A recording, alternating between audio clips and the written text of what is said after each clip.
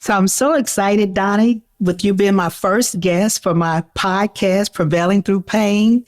I've been looking forward to this. And so here we are. Thank you for being my first guest. Thank you. I'm excited myself. I'm excited for you. Thank you. Yes. And I want to say congratulations on your new position as the CEO, which is so long overdue.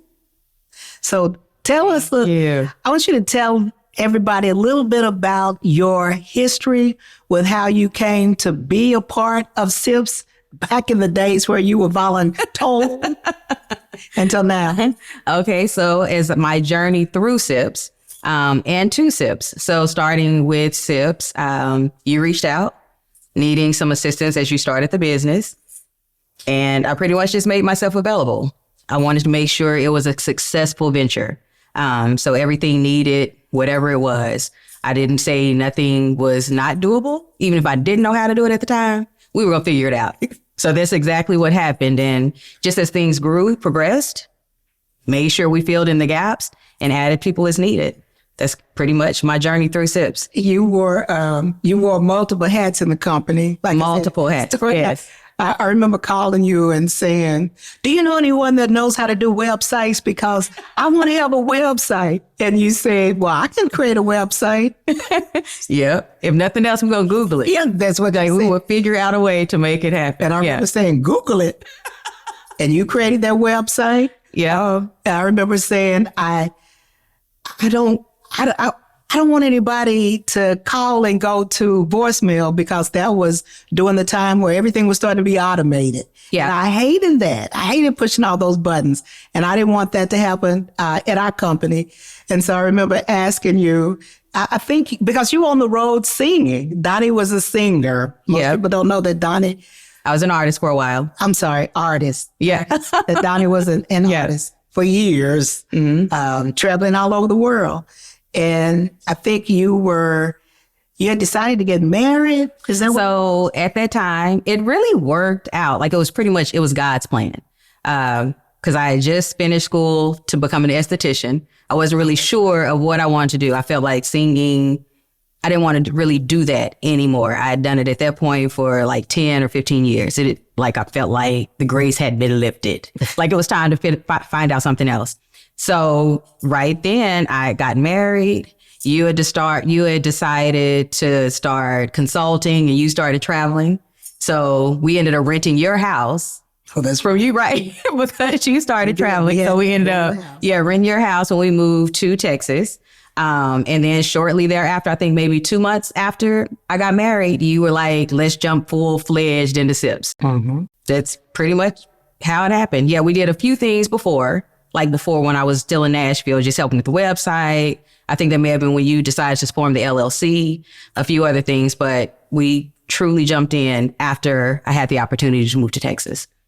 And so I don't, for our industry, unfortunately, we never discussed our relationship because we felt that was could be a hindrance. That could be a hindrance. Mm-hmm. And so I am proud to let the world know that my niece, that is me, gave up a lot of her years to help grow the company.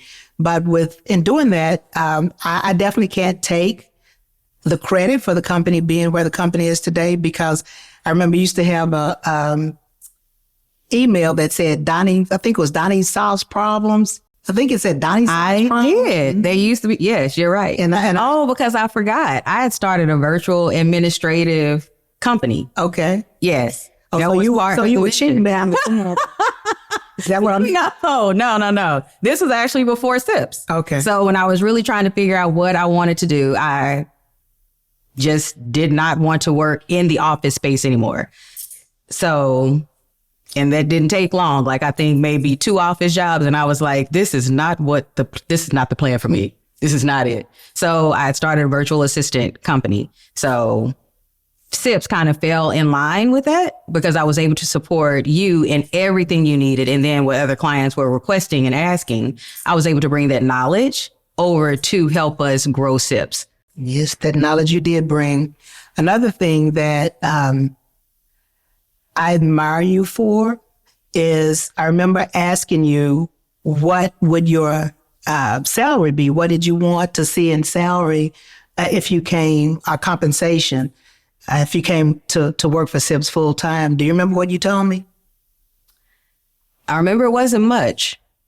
I don't remember what was told, but it wasn't much. I wanted to tell you what you definitely told make sure I didn't want to break the bank. You know, we just needed to get by. Yep. And that's still your philosophy today, which I can choke you with. But you told me exactly what your bills came to. And you said, if you can just make sure that my bills are paid. And I remember that being our first beginning, because it's one of the things that stuck with me, stuck with me forever. And even looking at people in life that have come and gone as far as being a part of my life, a part of the company, those people that want instant gratification are those people that see long-term reward. Yeah. And that's something I've always admired about you, is to this day, looking at the long-term reward. And one of the things, like where you still say, as far as when I used to say, Donnie, it's time for you to get a raise. Well, I don't know if I need a raise right now. I'm doing okay. What inspired you, I was going to say, to have that kind of value, that kind of loyalty? It was upbringing. I feel like as a family, we kind of made a lot of sacrifices for each other anyway. My grandmother did it. I know she made lots of sacrifices to make sure everyone had what they needed, regardless of her bank account or what she really had. She always went out of her way to make sure we always had great family gatherings, great family vacations. I mean, no matter how many of us were in the car. And a 12 of us piled on top of each other. In her four-seater. Yeah. Four-seater. We would still she made sure everything was grand and everybody was supported. Everybody felt loved. And you always did that for me growing up. Like you did everyone. So whenever someone did something in the family, I want to make sure I did what I could do to support it and make sure it was as successful as I could support it in being successful. Yeah. Because everything is not within my reach. But what I could do, I wanted to make sure I could do to the best of my ability. So you say everything is not within your reach, but I look back, you're the mother, the wife, the niece, the cousin, the friend that everybody calls. How do you squeeze time for and to run a successful company? How do you manage all of that? It's sometimes a struggle. Sometimes it is a struggle. But I feel like those people that God has in my life right now, there's a plan and a purpose for it. Like everyone won't be here forever, but wherever I'm supposed to support or inspire, encourage, whatever it is, I want to make sure that I make myself available to do it. Yeah. Just like I would expect for them to do for me if push ever came to shove. You say you expect for them to do even if they don't, and even if they do not, I still do what I felt was my purpose in that relationship. So that's why I always go above and beyond. Mm-hmm. Yeah. And that's why, it's funny you say it's why you score, the above and beyond. I feel like I've always felt as though people reap what they sow. Definitely. And I do feel as though you're blessed the way you're blessed because you do pour so much into everyone else. Mm-hmm. Go back to, say, your grandmother. She was a giver. Yeah, she was a giver. It's funny. I was telling someone, they asked me, had I done my Christmas shopping? I said, well, I'm my mother's child. I Christmas shop all year. I said, I have a big suitcase that has a lot of gifts in it. And so everybody, if they come to my house at Christmas, they will have something. They will have something. Yeah. Some give some more kids, adult men, adult women, whatever. And so, yeah. But I'm that same way. Like my son and his teachers, I make sure I buy every single teacher something, like every counselor that I've come in contact with, because people, like, this is the time of year where a lot of people are overlooked or might not understand how appreciated they are because we do get busy. And it's an emotional time for people. So it's really great just to give those touches of joy whenever we can. Yeah. So that's one thing I really appreciate about upbringing. So speaking of joy, so tell us about a time in your life that brought you a lot of pleasure. Wow, I have lots of moments. I would definitely say that. I don't know, like nothing truly stands out because I have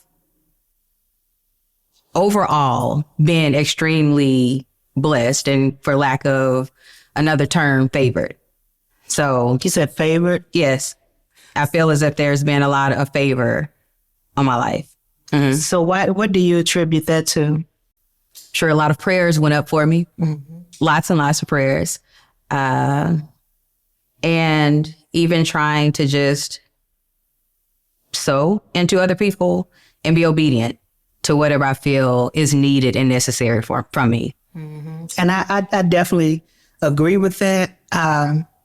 Even to the tune that we know our family has a family prayer line on Saturday that we've had for years, that we not only just pray for. Probably at least 10 years now. Yeah. No, it's been more than that we not only just pray for each other, but we pray for other people that we know are going through things in our country as well. So can you tell us a moment that you can recall pain in your life and what that looked like? For me, one of the most crushing moments that I can truly think of is I was in a group called Raise, so a singing group called Raise. And in Raise, we had done everything to finally make it to the top, so we were finally headlining a tour. And if anybody knows anything about being a singer, artist, any of that, that's the ultimate goal. You want to be able to headline a tour. Finally, gold album, finally able to headline. And one of the members of the group was arrested on stage at a sold out show. When I tell you, Lord Jesus Christ, that was the most crushing moment. I was like, what have I done to deserve this? What in the heck is happening? So that was a pivotal moment because then I realized even as much as you wanted, sometimes with other people, some other people might be your downfall. So I really had to pivot, figure out what the next moves would be, but I could not stay in that moment. But that was one of the most crushing moments for me, especially, and it was the opening night of the tour. We hadn't even had the opportunity to get started. So it was us, all these other bands. And then I also felt obligated to the people, the tour manager, the bus drivers, the sound, lights, all the stuff that goes into a tour. All those people now, what they had planned for the next 5 months of their life changed in an instant because of what someone else decided to do. So where you said the 5 months could interrupt someone's life for 5 months. So did you feel that, did you have anger toward the person that got arrested or this whole situation, or what do you? Oh yeah, I was hot. How you were mad at it? Yeah, I was extremely upset because everyone else, we're all making sacrifices for each other. And that's what you do when pretty much we had a business together. Mm-hmm. So in that, and especially having a Christian based business, and some people might be offended by this, but we're in the business of selling music to people who believe in God and whatever their principles are. So whatever their principles are, you can't do anything that's going to go against those principles, right? Especially in the public eye. So he was actually arrested for lewd molestation, which is pretty much the ultimate sin. That's worse than adultery to a lot of people. Sometimes they even let you get away with murder, but you better not. That's what anybody's kids. So that was the thing. He did that, arrested on stage, but I was highly upset. Yeah, because not only that, it impacted me. I was already a single mom at the time. So being a mother, I have a kid to provide for, then all the deposits, down payments, everything that was already out, you still have to pay for it. yeah, anything that was agreed upon as far as deposits. So there was still a lot of funding lost for myself and the band. And then having to figure out a way to even save face because a lot of people felt like I participated. Exactly. Yeah. And there's automatically association. Yes. Right. Yeah. I'm like, I promise you I was not picking out kids for this dude. I promise you I did not say that's a cute little girl. I never did any of that. But people automatically assume that you participate in someone else's shenanigans just because you're there. Yeah. Right. That's so true. Yeah. We used to, my grandmother used to always say association. What is it? Association by simulation? Assimilation, yes. Assimilation, association. So being a single mom. So when did you get pregnant with your first child? It's a secret. No, no. So I was 18 years old. 18 years old when I ended up being pregnant. So it was like close to the end of my senior year. And being young, I really didn't even know I was pregnant until maybe August or so of that year. Like I was far along in the pregnancy. Yeah, but I was 18 years old. I had him one month before I turned 19. Okay. So how was your journey with, like you said, being a single mom? Did you get participation from the dad? Oh, he's always been active. Okay. Father's always been active. But it was still one of those things like you have to wake up instantly the moment you have someone else depending on you. Yeah. So like while everyone else was able to go immediately off to college or whatever it is they wanted to do, Army, whatever they were doing, military services, I had to reconsider because there was someone else depending on me. I do definitely feel like he inspired me to do more. So I hustled a little harder, definitely hustled a lot harder than I would have had I just been able to be a little more lackadaisical in my early 20s. Yeah. So I really contribute a lot to him being born and making me and forcing me to have to do more. So you were also born to a single mom. Yep, I was. And you know what? I think mom had me at 17. She was a junior in high school. Yeah. So she had me. No, she was a senior. Was she a senior? Okay. All right. So that I guess her senior year, like right before she would have graduated then. So yeah, I was born to a single mom who, when I tell you hustler, she had every single business known to man. I remember my mother selling clothes. She sold hair products. She did all sorts of jingles because she was a singer as well. And that's really how I got into singing too, and some of the hustle mentality, because as a kid, while everyone else was enjoying their summer breaks, all those things, she was like, no, ma'am, you're singing backup. This is, you want clothes for summer or for school, you can sing backup right now. Yeah. So that was one of the things that really introduced me into ministry and just, the traveling and everything that came with entertainment. She was made sure, like, if I wanted to or not, I was going to be a part of it. Yeah. Yep, I remember your mom and those. Oliver Ventures. Yeah, Oliver Ventures. Oliver Ventures. I think she'd pull everybody that needed some extra money into those ventures. Anything, everything. I remember always, she had a clothing store for maybe like 3 years. So even with her clothes, I used to be forced to ride with her to Chicago or like wherever the outlet or distributor was. Yeah. So she did some of everything.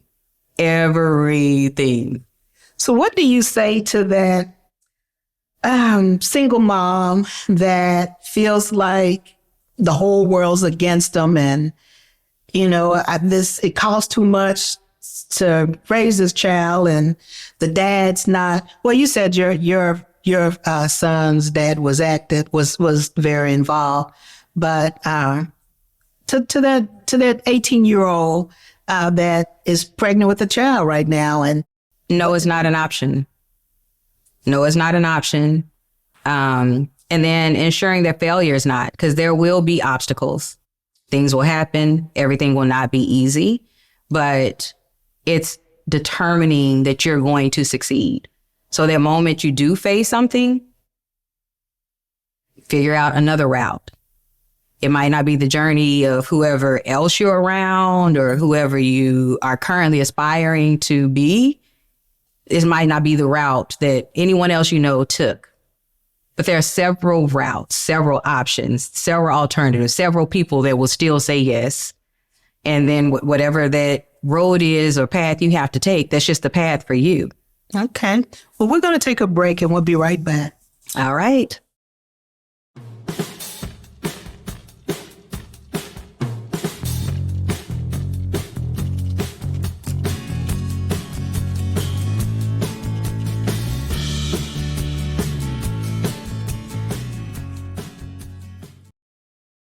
All right. So we're back with Donella Payne.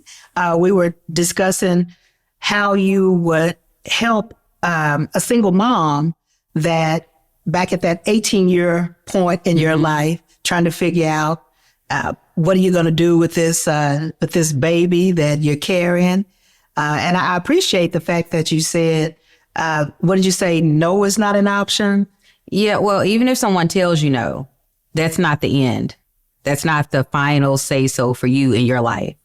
So no, is not. We don't have to take that. We don't have to receive that as being the end for whatever it is we're trying to achieve. And failure is definitely not an option. Yeah. And I may have said it backwards before, but failure is definitely not an option. Now we will have situations or issues, things and obstacles that come along the way, but we just have to figure out ways around it. We just have to figure out alternate paths. So was there any time being a young mother that you just felt, this is just, I know what you're thinking. The moment I found out I was pregnant, yes, I felt like, what in the world? I was like, Jesus was serious when he said sex gives you children? Like, what? All that stuff is real? Yes. So as a being raised in the church, let's go with that, and being an unwed mother, was there any time that you felt any kind of pressure from anyone, or did you put any pressure on yourself? There was pressure because I had lots of opportunity even prior to getting pregnant. Because I was already, like I said, singing, traveling. So I had been introduced to a lot of things. And with it, so there was a lot of people bringing their opinion or their point of view, their perspective, whatever you want to call it, towards my situation. However, and this might have been the feisty side of me. However, those same people that were trying to shun had been in my situation prior. So I think it's always funny to me how people may forget because of where they have come. As a child, even then, you weren't going to be able to tell me, and I know your kid is 17 years younger than you, that you never walked in these shoes, or you never had anything, or you never had something that was against what God said to do at one point in life. So it was like you did the math. Yeah, I was like, ma'am, I need you to move on. Yeah. I'm going to need you to go on ahead and move on. Don't try to tell me what I shouldn't be doing. I need you to inform me on what you did to become successful and how we get past it. Don't continue to shun somebody when you yourself have been in the same situation. So, so when people did come, that was my feeling. That was my feeling towards it. Let's move forward to SIPS and how Donnie got to be that really signature for business as far as we would have meetings and people would expect, who would they expect to walk in these meetings are? And still now, people expect for a male to walk through the door. Which is sometimes good, and it's a little disheartening as I get older. My voice gets a little deeper when I'm on the phone and people are still like, yes, sir. I'm like, wait a minute. I know good well. You know, I'm a woman by now. Yes. But that was one of the things that inspired. I've been Donnie really my entire life. Like since I was a kid, it's always been my nickname. But in business, it was just one of those things. So people would kind of think about what they were seeing, since we didn't have many face-to-face meetings, they would just kind of see the signature. Yeah. And a lot of times in business, people have a little more respect when they think it's a male going back corresponding. Still today. Yeah. So it just made some things a little easier. Yeah. So that's how Donnie stuck in business. Tell us about some of the struggles that you may still face today with us being a minority-owned company. There are lots of obstacles. And I'm really interested in I'll start with just the obstacles. There are lots of obstacles because first, in our line of business, people just feel as if they don't want to work with a bunch of women, first off. And then when they find out it's a majority of minority women, they really take an extra step back, like, wait a minute, as if we don't have the skills, the knowledge, the background, the extra qualifications, everything needed to support what we do. We currently have an account now that someone decided they didn't want us to have that much money, so they wanted to subcontract us. Yeah. So they wanted to make sure they had it, but they felt like they didn't want to give us all of their money. So those are some of the main obstacles, is always like that extra layer of, what am I fighting right now? Like, what's this real battle? What's the real hesitation at this moment? So that's really the main thing. And I'm really curious now that they overturned affirmative action, like on the education level. That's the only part they've dealt with as of now. But with the overturning of it, now that's affecting SBA, which a lot of people and their businesses rely on SBA affirmative action type grants or business opportunities. And the next thing they're going to vote on is allowing private businesses to figure out what they want to do. So like, even though they went and started with education, those would be the next thing. So I'm really interested to see how that overturning of affirmative action will just impact some of everything we do. It's inspiring because I know we either have to create more opportunities for ourselves and regroup. But even in that case, failure is not an option. Yep. Yeah. Do you remember one of the clients that we had in 2012, without naming names, that they offered us a $250,000 bonus if we achieved our deliverable. Yeah. On top of what we were going to get paid. And they wanted to fight every single time for the bonus. Because we were achieving it. Yes. Yeah. Yes, I very much recall. Yes. And then toward even the end of their contract, as things in other departments started to fail, I don't know if you know that, or other agencies they had there were having issues, they even asked us to take that over. No. But after initially not wanting to do any business at all. And even with the $250,000 bet, I remember the VP told me that following year, when it was time to give us that $250,000 bonus because we achieved it, that it was a joke. I don't know if I ever told you that. He said it was a joke. I know. Mm-hmm. Because they didn't feel that we would ever be able to achieve it. Mm-hmm. Yeah. So no. Yeah. Although, and I very seldom try to pull the race or gender card. But in the industry, in the healthcare industry, a lot of these departments are ran by women. But people want to act as if women don't know what they're doing. But 90% of hospitals, no matter what the department, no matter what it is, there's some female behind it. There is some woman. And then when women do stuff, we go above and beyond. Yeah, because we feel like we have so many other things to prove. So yeah, it's still disheartening. But we know it's what we face daily. Yeah. Mm-hmm. Yeah, they did a lot. So I'm going to switch gears a little. I want to talk about your dad. Okay. What kind of relationship did you have with your dad? God rest his soul. But there was very little relationship there. I don't think he was a bad man. But one of the decisions my mother told me she made early on is that she felt like it was better for me to venture out more than his current surroundings. So yeah, but later in his life, he did start to reach out more, which was good. So we developed at least where we would communicate, like maybe once every 6 months or every once in a while there was communication. But then when he passed, that was the thing for me. Like when he actually passed, I was somewhat saddened because I realized I did not have a relationship because I would forget that he even passed. And I never want my kids to have that type of relationship with their father. You know what I'm saying? Like, I don't want them to ever feel like there was a void, anything was missed, they missed out on anything. So I want to create every single opportunity to allow him to be a part of their lives. Because I would even forget he had passed away. But for him, when he would talk about me or anyone else around, they would be like, yeah, your dad said that y'all did. So I was like, I was a participant in that activity.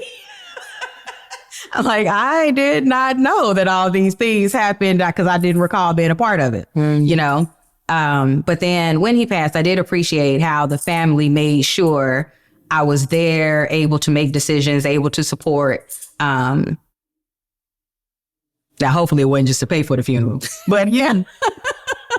But I was still allowed to be involved and support my siblings in that. Yeah. So siblings. So we know siblings. Yeah. Okay. So your mom, you're your mom's only child. Yes, I'm the only child for my mother. Okay. Yeah. So your siblings, your dad had. Your guess is as good as mine. Yeah. But my father, so for those that I know, so I do know there are 4 that I know because I have a sister that's just a little bit older than me and a brother that's a little bit younger. And one of my brothers, I'm sure you know this already, but one of my brothers I met picking my son up from school, picking Donella up from school.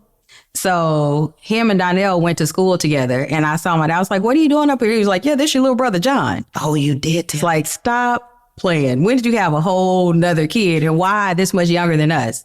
So with John, there's him and a sister. Yeah. And I don't think I've ever met the little sister. Or I may have seen her a couple of times, but I never really had the opportunity to meet her. Yeah, but that's it. But me and my sister, this is the good thing about my mom too. So when most baby mamas or whatever you want to call them will be at each other's throat, because me and Lucretia, we're not even a year apart. But when they would probably be at each other's throats. But for them, they were intentional about making sure that we were in each other's lives. Like we even took vacations together with them. And then they hang out on a regular basis, but they wanted to make sure, since we were the only children, that we had some form of relationship. So actually, since my dad has passed, we had the opportunity to regain some of that and become a little closer. Oh, so that's been one of the good things. So I know, being a grandmother, you have 2 granddaughters that have same situation, have different moms. Yeah, same and a few months apart.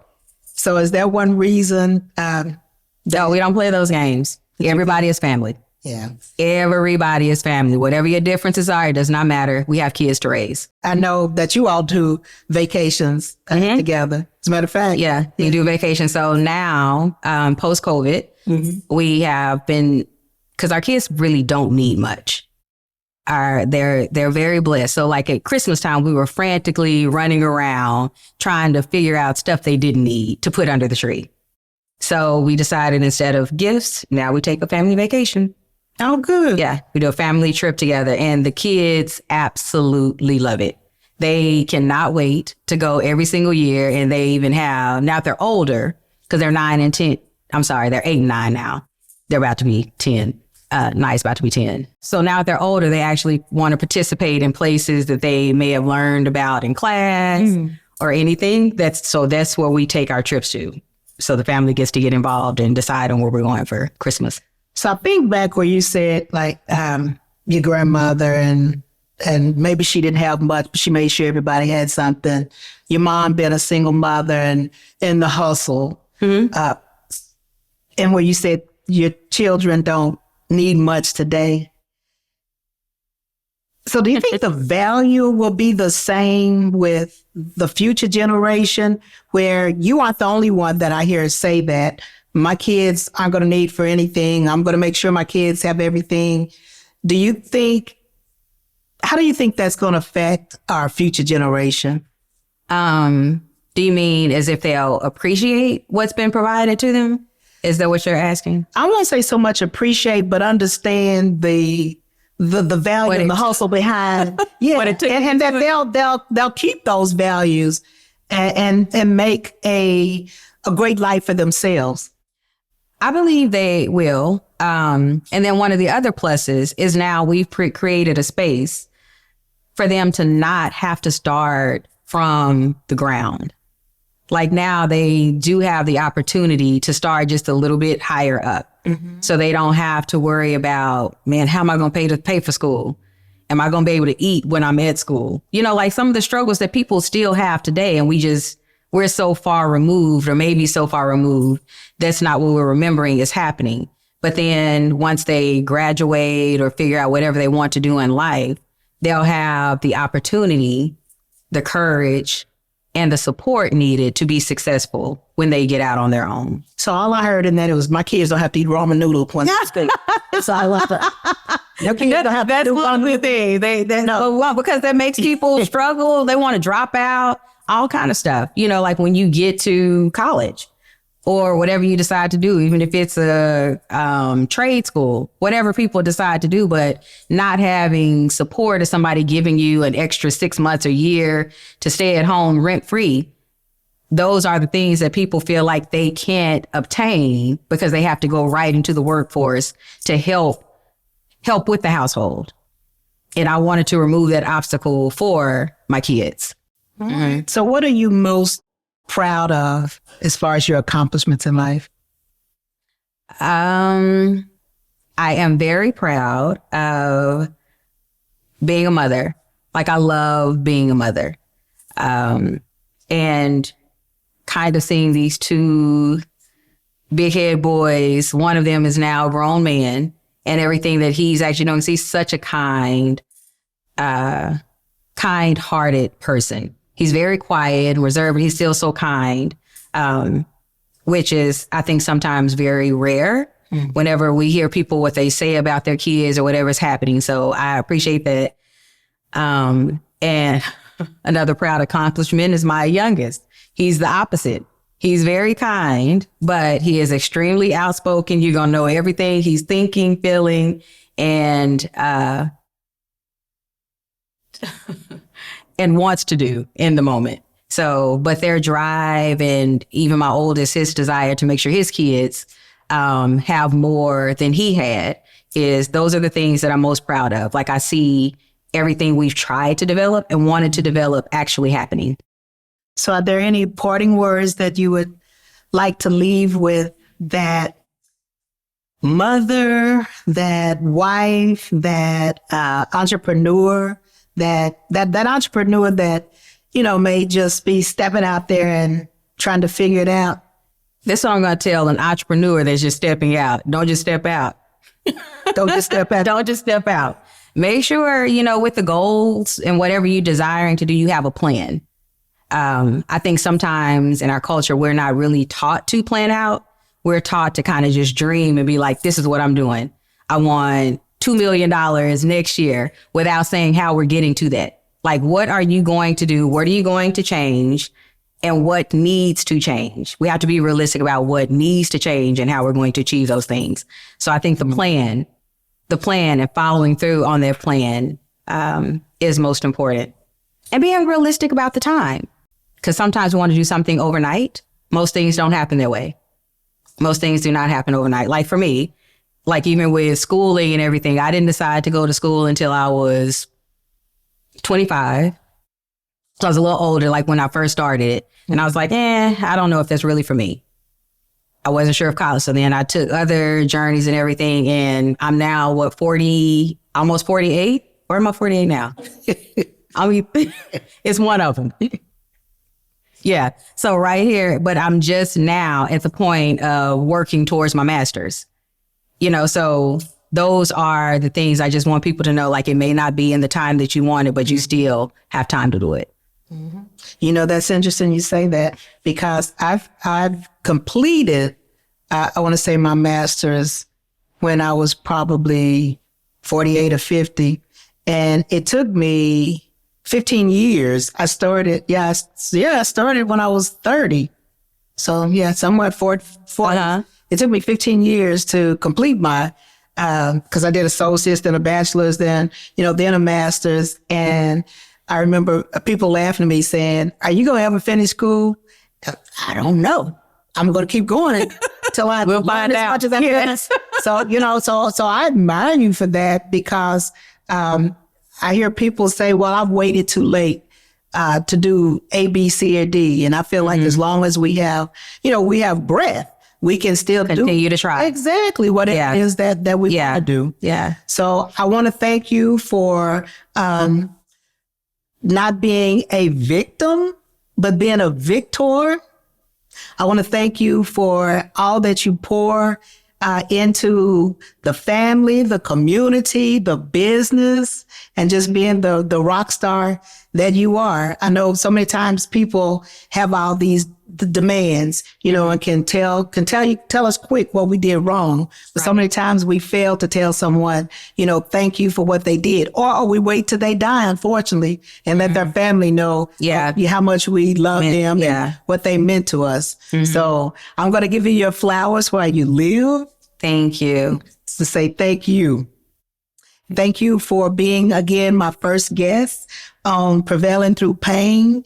And I'm just excited to what's next? I mean, I know you said you're getting ready to go to new CEO, getting ready to start your master's. So those are the things. And then just trying to transition SIPs. That's really the thing. Just what's going to be next, because there are a lot of people that depend on it. So I want to make sure whatever we're doing as far as technology, all those things as it's changing, I want to make sure we're ahead of it.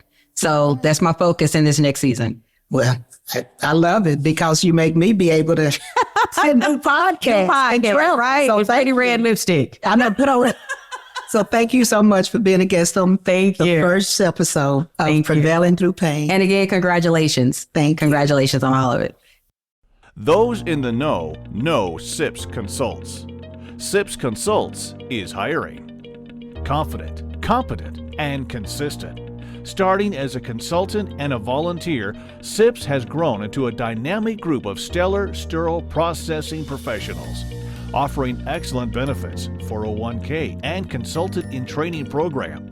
We are hiring certified technicians, leads, supervisors, interim managers, educators, coordinators. Apply at recruiting@sipsconsults.com or dial 1-866-615-7977.